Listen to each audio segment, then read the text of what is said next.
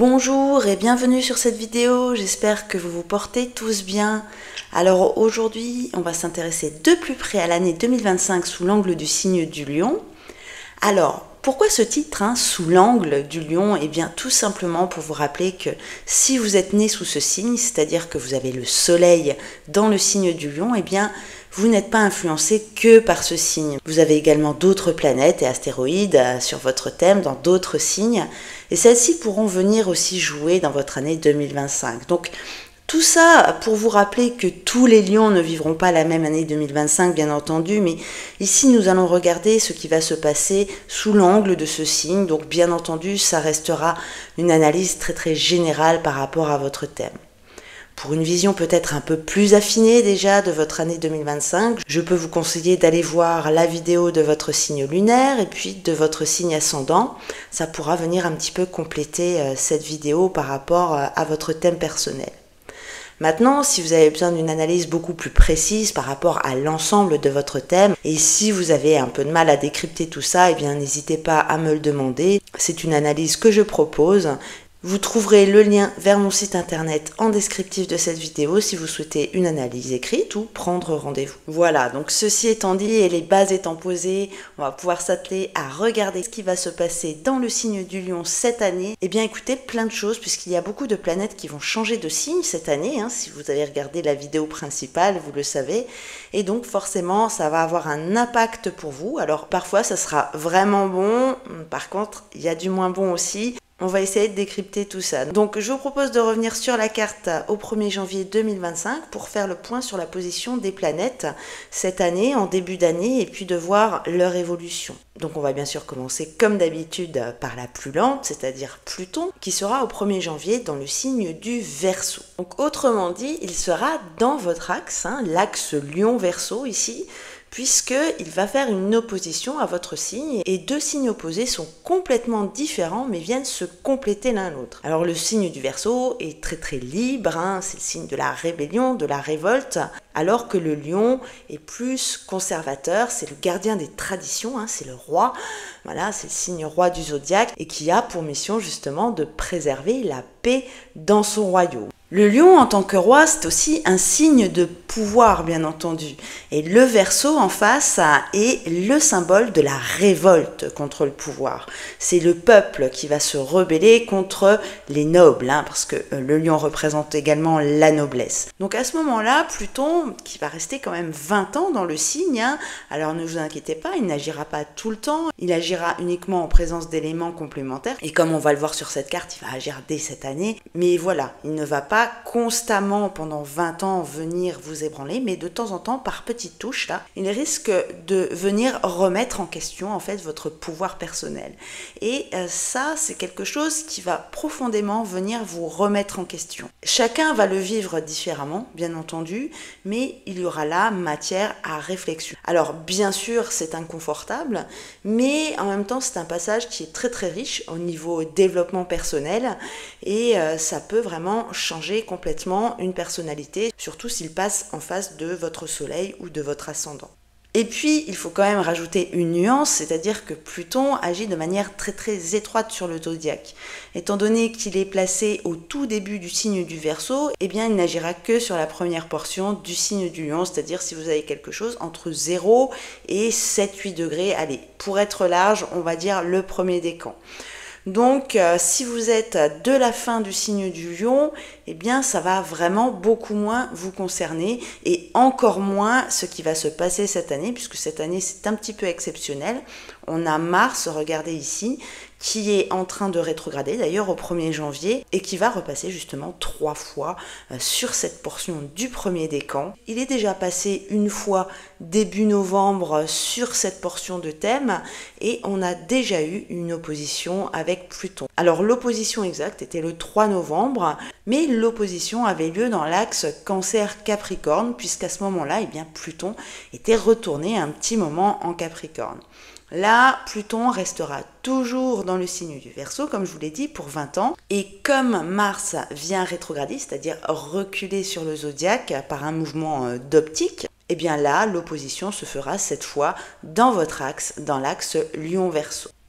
Alors cette opposition Mars-Pluton, vous en avez sans doute entendu parler si vous vous intéressez à l'astrologie, puisque eh bien, elle va durer sur 6 mois à peu près. Donc comme je vous l'ai dit, la première c'était dans l'axe Cancer-Capricorne, et puis les 2 autres fois, eh bien, ça sera justement au 1er janvier, là, ça commencera un petit peu avant, et puis ça durera jusqu'au 6 janvier, la date à laquelle Mars reviendra dans le signe du Cancer. Là, ça agira déjà beaucoup moins. Toute la période des vacances scolaires, en fait, fin d'année, début d'année, vous aurez cette opposition dans votre signe, mais ça ne vous touchera réellement que si vous avez un point dans le premier décan. Alors cette opposition, je vais l'expliquer tout à l'heure, elle va revenir puisque Mars va se retirer dans le signe du Cancer et puis elle va reprendre son mouvement direct, donc automatiquement Mars va repasser par ce point. Et donc fin avril, eh bien l'opposition en reviendra, mais cette fois-ci avec des effets peut-être un peu plus ressentis, étant donné que Mars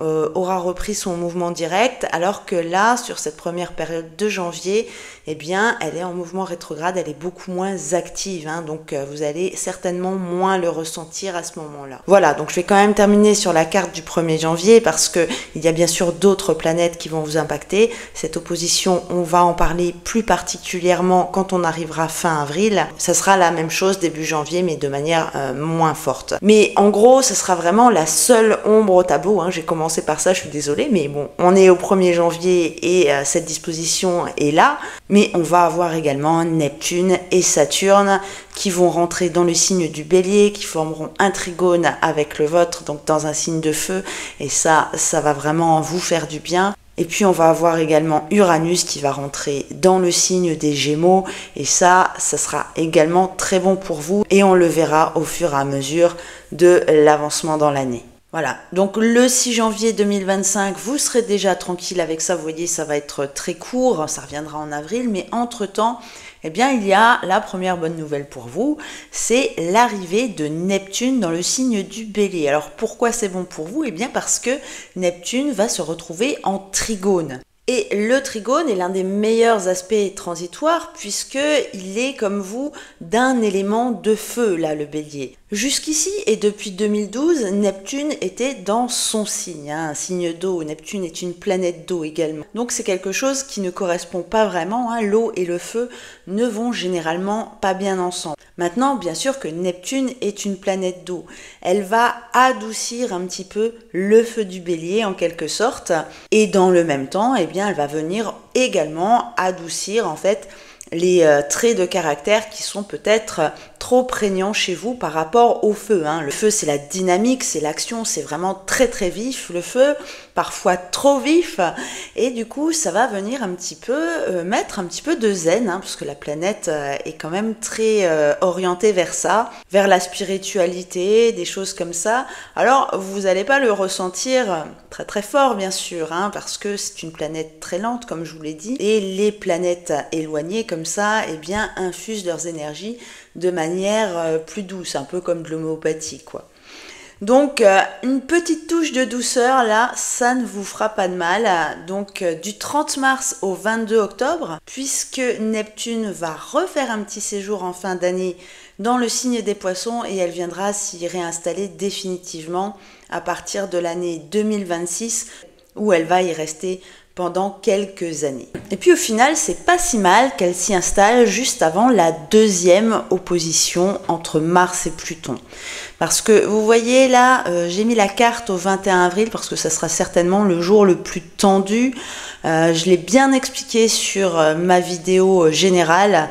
Vous pourrez peut-être aller voir sur la vidéo globale les aspects. Je vais plus me concentrer sur vous, qu'est-ce qui peut se passer à ce moment-là. Donc on est là pour, encore une fois, les premiers degrés du signe du Lion qui accueilleront donc dans cette partie du zodiaque Mars, donc en mouvement direct, qui vient repasser une troisième fois à cet endroit en peu de temps, donc très très forte à ce moment-là, donc face à Pluton en face, toujours dans le signe du Verseau. Alors maintenant, ça peut être quelque chose de vraiment différent en fonction de ce que vous avez à cet endroit. Donc si c'est le soleil que vous avez à cet endroit, donc c'est votre soleil, donc votre planète dominante forcément, puisque le soleil est le maître du Lion, donc Mars va venir venir attaquer en quelque sorte votre ego. En fait, c'est l'ego, hein, le soleil, hein, sur une carte. L'ego, pas nécessairement au sens péjoratif où on l'entend, hein, mais on a tous besoin d'un ego pour vivre, hein, on a besoin de savoir qui on est, voilà. Donc en gros ça va atteindre l'identité, hein, le jeu, le qui je suis en société. En gros, il peut y avoir à ce moment-là quelque chose qui va venir vous faire perdre une certaine crédibilité par rapport à vous-même bien sûr, mais aussi par rapport à l'entourage. Le regard des autres pourrait être important à ce moment-là. Alors bien sûr, ce ne sera pas le cas pour tout le monde, bien sûr, hein. Il faut voir aussi les autres aspects, mais c'est une disposition où on peut perdre quelque chose. Il faudrait aussi voir la maison dans laquelle se trouve le début du signe du lion. Par exemple, si c'est en maison 10, on pourra imaginer que c'est une perte d'emploi. Si c'est dans la maison 4, on pourrait imaginer que c'est un problème avec la maison, par exemple, etc., etc. En tout cas, il risque d'y avoir quelque chose là qui va venir bousculer votre ego et votre dignité, en quelque sorte, qui pourrait être attaquée. Même si ce n'est pas vraiment le cas, hein, dans les faits, c'est au moins l'impression que vous pourriez avoir. À présent, si c'est la lune que vous avez à cet endroit, eh bien c'est aussi compliqué puisque la lune est le siège de nos émotions. Et là, ce sont nos émotions qui vont être attaquées plus ou moins.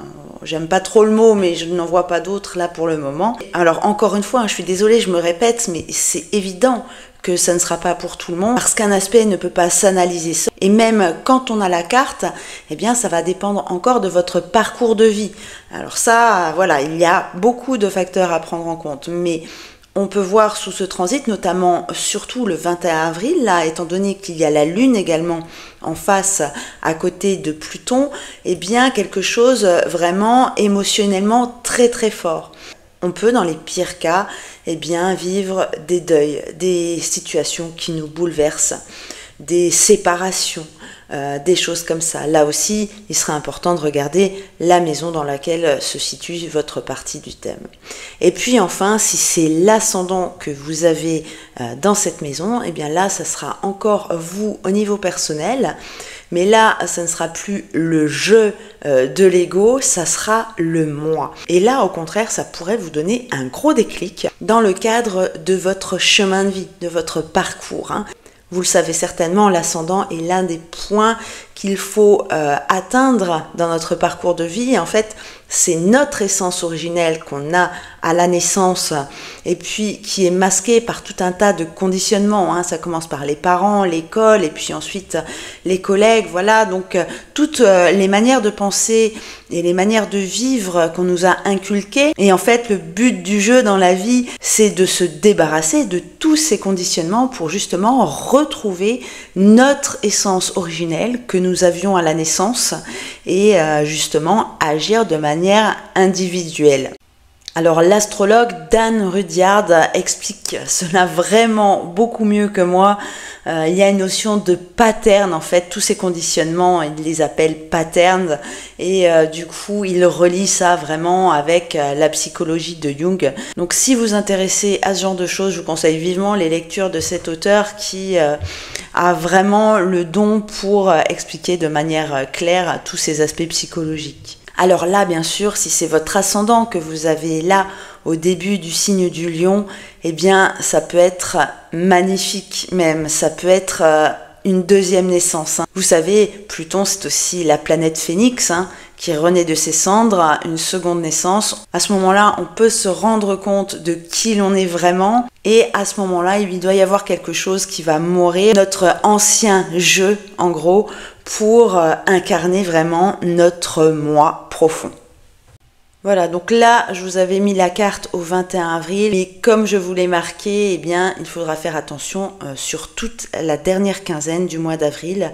À partir du 18, justement, ça sera le moment où Mars rentrera dans le signe du Lion, et plus précisément, ça agira vraiment beaucoup jusqu'au 2 mai. C'est le retour de Mars à 6 degrés 10 du signe du Lion, on appelle ça sa boucle de rétrogradation, c'est-à-dire que c'est le point où il a commencé à reculer, c'était le 7 décembre dernier. Donc à ce moment-là, à partir du 2 mai, eh bien l'opposition ne sera plus opérative et là ça va se transformer en quelque chose de vraiment très très bien, puisque lorsqu'on a Mars dans son signe, eh bien on a énormément d'énergie.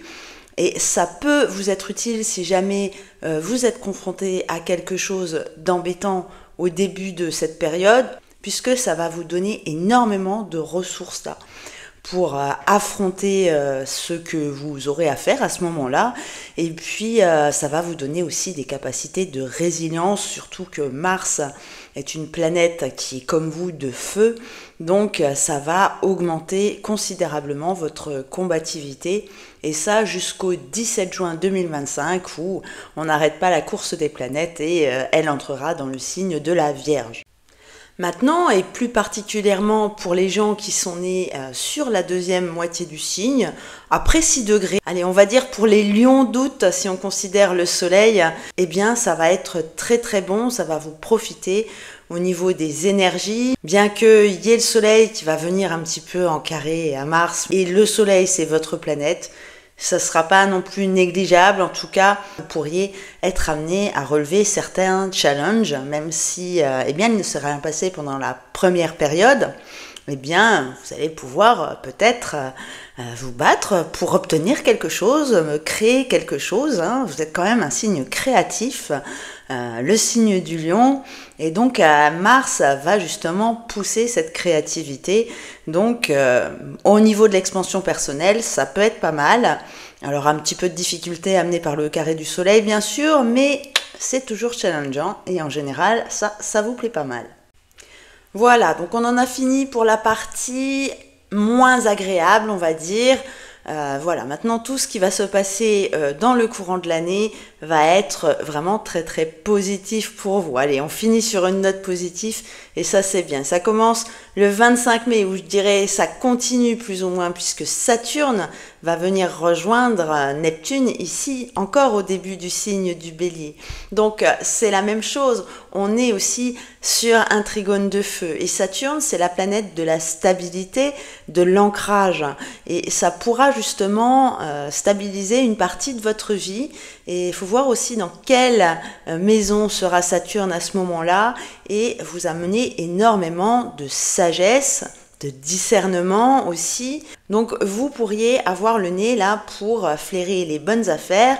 Mars est encore dans le signe au moment où Saturne rentre en Bélier. Alors bien sûr, les planètes ne sont pas en trigone parfait, mais elles sont dans des signes vraiment très compatibles. Et moi, personnellement, j'aime beaucoup les aspects harmonieux entre Saturne et Mars, parce que bien sûr, c'est deux planètes vraiment très très différentes. Mars symbolise la rapidité, alors que Saturne est plutôt la planète de la lenteur. Hein. Et du coup, elles vont venir s'équilibrer là. On va appuyer sur l'accélérateur, mais Saturne va venir nous freiner lorsqu'on va vouloir aller trop vite. C'est plutôt pas mal, d'autant plus que les deux planètes ont une qualité commune, et bien c'est la volonté. Donc sur la période là, du 25 mai au 17 juin, vous aurez les deux là qui vont venir jouer ensemble en votre faveur.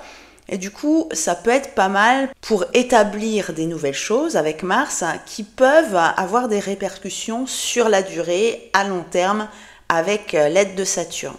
Ensuite, on a un autre changement de signe pour Jupiter, mais celle-ci vous concerne vraiment beaucoup moins puisqu'elle va passer du Gémeaux au Cancer.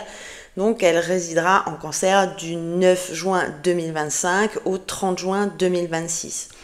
Alors là, elle va agir plus ou moins de manière neutre, mais jusqu'au 9 juin, eh bien, vous aurez quand même Jupiter qui va agir de manière positive puisqu'elle est en sextile. Hein. Donc, elle unit le signe des Gémeaux et votre signe du Lion. Et donc ça, justement, ça vous apportera un facteur chance. Voilà, donc c'est déjà aussi rassurant que sur cette première moitié de l'année, eh bien au moins Jupiter est en bonne disposition avec votre signe. Voilà, donc à partir du 9 juin jusqu'au 30 juin de l'année prochaine, elle ne vous concernera pas trop, elle sera relativement neutre. Par contre, l'année prochaine, à partir du 1er juillet, eh bien Jupiter va entrer dans votre signe. Mais ça, on en reparlera l'année prochaine. C'est quelque chose qui est toujours pas mal. Ça arrive tous les 12 ans. Donc, en général, quand ça approche, on attend ça avec impatience. Ensuite, ce qui va être pas mal, c'est l'arrivée de Uranus dans le signe des Gémeaux. Donc, ça sera le 7 juillet pour quelques mois, puisque elle retournera un petit peu en Taureau le 9 novembre, mais dès le début de l'année 2026, elle reviendra en Gémeaux et donc elle se positionne ainsi en sextile, comme on vient de le voir avec Jupiter en début d'année. Et ça va être pas mal puisqu'elle va vous donner des capacités de vous projeter vers l'avenir, d'envisager le futur, de faire des projets. Et d'autant plus là, ça va beaucoup changer puisque elle était jusqu'ici la planète dans le signe du Taureau où elle ne se sentait déjà pas bien. Et du coup, elle était en carré avec votre signe.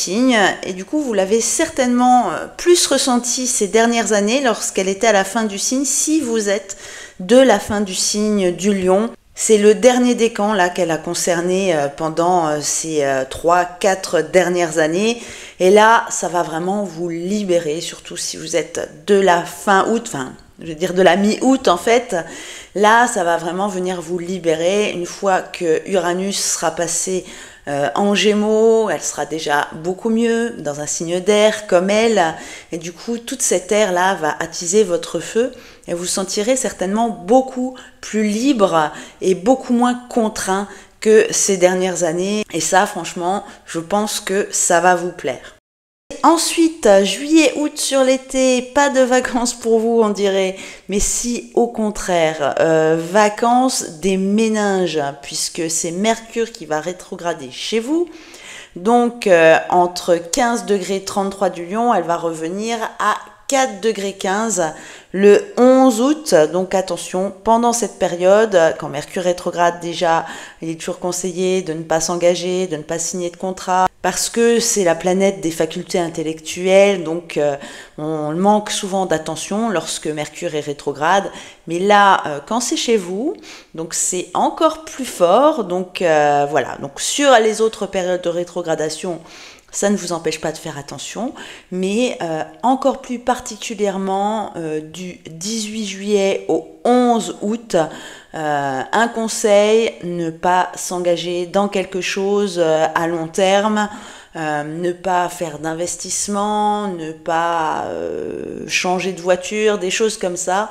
Et puis aussi, on fait attention à soi et à tous les petits accidents de la vie quotidienne qui peuvent venir de notre inattention. Et notamment, comme Mercure gère les petits transports du quotidien, on fera attention aussi sur la route quand on conduit. Voilà, donc après ça, eh bien, il ne se passera plus grand-chose. Regardez sur cette carte au 31 décembre 2025. Alors pour tout ce qui est des planètes qui avaient changé de signe cette année et qui vous faisaient du bien, eh bien elles sont revenues momentanément dans leur signe d'origine. Ça ne va pas durer, elles vont reprendre leur course directe et en 2026 vous les aurez de nouveau en bon aspect avec vous. Donc c'est une année de transition et l'année 2026 sera à mon avis formidable pour vous. À mon avis, ce sera vous le meilleur signe de l'année prochaine. Cette année, c'est les béliers, les cancers. Maintenant, eh bien, chacun son tour. Donc, c'est déjà une année de transition, donc amélioration en fonction de ce que vous aurez vécu en début d'année, en fonction de vos maisons surtout, c'est surtout cela qui compte. Eh bien, à ce moment-là, vous allez pouvoir progresser et vous libérer surtout de quelque chose. Donc, année de libération pour arriver vraiment au top en 2026. Voilà, mais écoutez, j'espère que vous avez apprécié cette petite vidéo, que ça vous a un petit peu éclairé sur ce qui vous attend l'année prochaine. Et puis, quant à moi, je vais vous laisser et je vous dis à très très bientôt sur des prochaines vidéos. Et puis, comme d'habitude, prenez soin de vous, c'est important. À bientôt.